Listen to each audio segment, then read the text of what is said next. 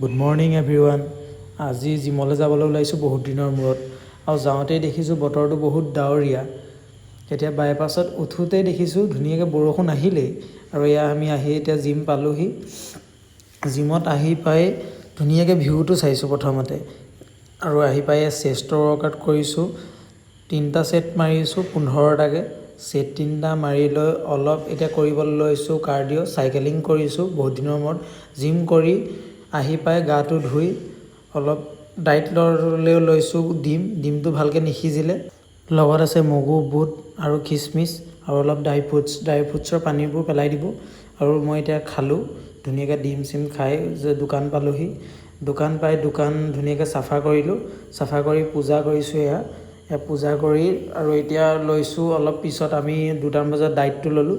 এজন কাষ্টমাৰ এয়া বহি আছে, চাওক আপোনালোকে। এইখনেই মোৰ চেলুন, অ'এচিছ হেয়াৰ ষ্টুডিঅ' বুলি আছে।